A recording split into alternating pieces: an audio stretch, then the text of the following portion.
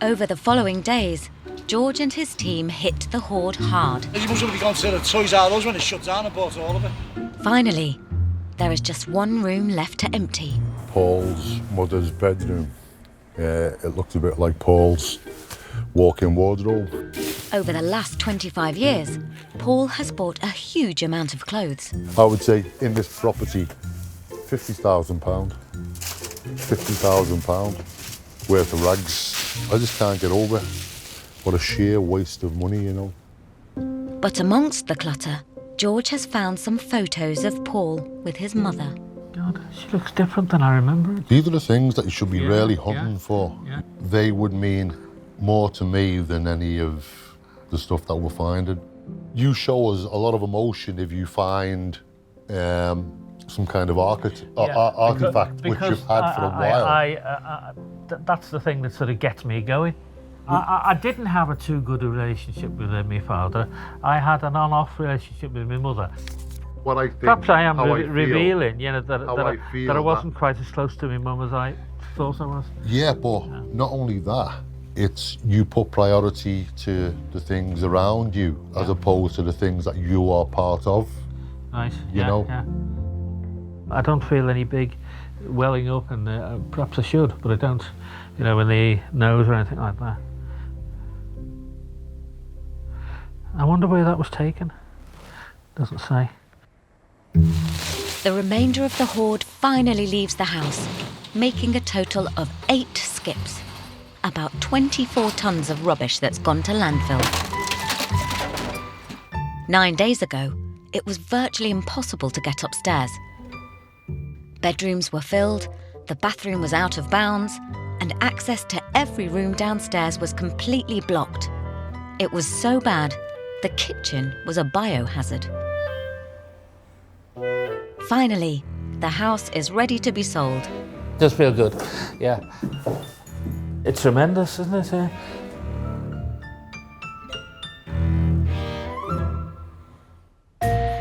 Paul's house may be empty, but he's got a storage unit full of stuff to sell to help fund his retirement. We're supposed to having an antiques expert coming today to evaluate whether I've got anything that's worthwhile or whether it's all tat. I would hope I might get £1,000 or two. Hello there, you must be Paul. That's right. My name's Michael. Here, you see, we've got a double head. You're not going to get rich. I would have guessed somewhere in the order of about 30 to 50 for something like this. But it's a nice piece. With the amount of items Paul's collected, the values soon add up. How long have you had this piece and what do you know about about it? 5 years. You're probably looking at 1 to 200 in the right sale, possibly a little bit more in a specialist. And the dealer soon spots Paul's clock. Clock is a little unusual. You would expect that the dial would be white enamel. It was made mid-19th century, in other words, Victorian. Yeah. But it's a nice set. So what do you think it might be worth? Well, I paid about £2.5 for it 45 years ago. Did you? Yeah. Right. Well, I'm afraid you're going to be disappointed. It's still only 2.5. No. You're going to be more disappointed than that. Clocks have come down in value over the last few years. This is worth around about £300 to £500. Wow, so it has come down, hasn't it? It has come down. Certainly some of the items that Paul has got are interesting, and there is some value. He's clearly paid far too much for, the clock. Hoarding has cost Paul a fortune, but with the items valued today at potentially £1,500, it could all help towards funding his retirement. We will get best price, but whether the best price is what Paul is looking for is debatable. Nice to see you again. And Paul's called in some old friends to look at his precious Roman artefacts. It's a bit of a cave, this, isn't it? It is. Paul has amassed a huge arsenal of weaponry, amongst other things. I have no idea what this is. Said it. No, it's a pedal bin. I thought it was a helmet for a very large giant. So there's some things which will be useful to us in what we do in our business. There's some stuff that we might know other people who would be interested in it. So we can probably find somebody that fits and get them to give you some money for that. I'm half sad and I'm half happy because they're going to a good home. Paul will make really good use of them. Getting rid of the hoard isn't Paul's only challenge. You see now, this is where it all goes wrong. He faces temptation every day. Are they dominoes? No, it's a game that you have to make a snake. Oh, right, yeah. See, they go. Oh, yeah, and they vary like dice do, yeah? Yeah. You can have it for £1 if you want it.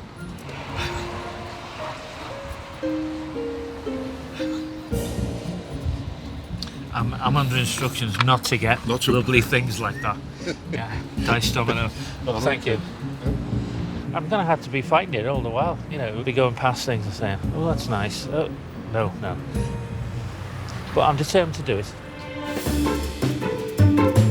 Coming up, If you have a look out this window, you can probably see the garden. it's sale day at the Hoarder house. I'll just about 40 grand. Should I shout out offers over 200,000? 2 weeks ago, 72-year-old Paul's house was packed out with 25 years of hoarding. This accrued and suddenly, oh wow. The kitchen was a rat-infested biohazard, and everywhere else was crawling room only. I'm assuming this is the bathroom. After 8 skips and 9 days, the house is cleared. It's tremendous, isn't it? And today, it's sale day in Crosby. Today we're getting people to come and look at the house. There's a view to buying it. It's the biggest thing on my mind, of course, isn't it? You know, getting rid of the house.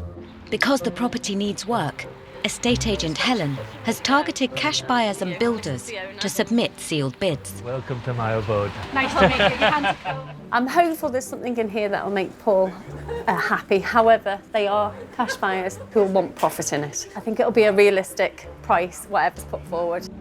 With the house filling with prospective buyers, both Paul and Helen are giving the hard sell. Have you come to look around the house? Indeed, yeah. Yes, indeed. It's my house. Right, I'm Paul. Pleased to meet you. We've got quite a few people interested. Indeed, I expect. If you have a look out this window, you can probably see the garden. And even though there's a lot of work to do, the buyers don't seem bothered. Move straight in. Well, it is a good area, Crosby, like it always has been, to be fair. It's always held its value even when the market crashed. If you get it at your price, great. If you don't, you don't, but you put forward your best bid. Yeah. They see everyone who's bidding, no one knows what each other's bidding, and it does then encourage them to put forward their best price. What's he offered you for? Oh. Come on, tell us the trade secrets, Paul. Should I shout out offers over 200,000? Not everybody's put forward an offer. They've been concerned of it being a can of worms, was one of the words from one of them.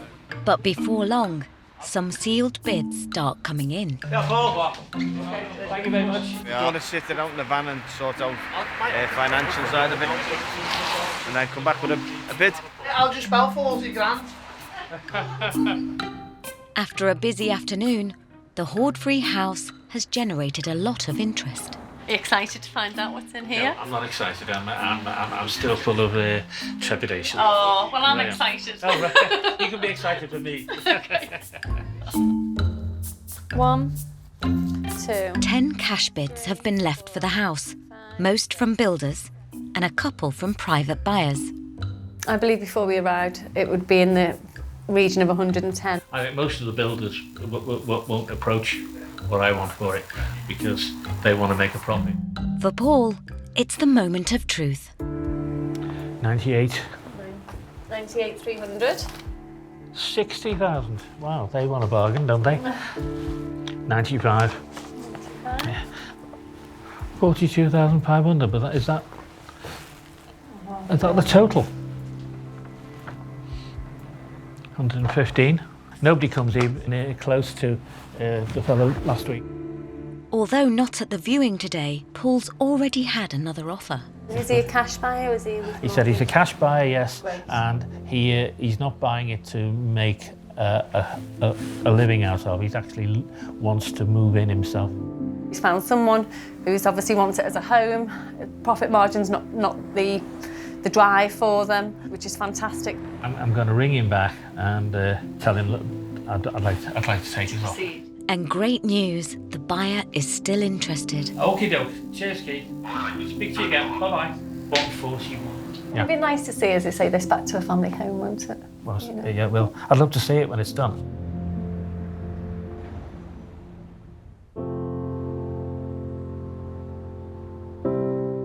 Paul has found a new owner for the house he bought 35 years ago with his mum. This is the last link with the house, isn't it? It makes me think a lot of her, and times we had and things we said. And when that's gone, there'll be less time for me to be brought up short by thinking of this is where something was said, this is where something happened. After years hoarding under his mother's shadow, he's returned to the place where he scattered her ashes. I don't think she'd be upset in the sense, that I was doing the wrong thing. I think she'd be very happy that I found somewhere with a friendly face,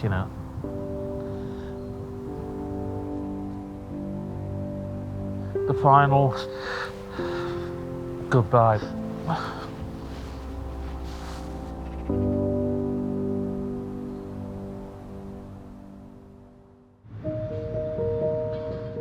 With the house finally empty, Paul has cleared more than just his hoard. As I wander through the rooms, I do find the nostalgia gripping me now and again. Lots of memories of various people coming and going. I'm glad it's coming to an end. That's what I've got to say, really. And the end of a long chapter in my life. I feel a big weight's been moved from my shoulders. New start. And a little bit of money, which I didn't think I was going to have. And then I should start planning for my holiday in the summer.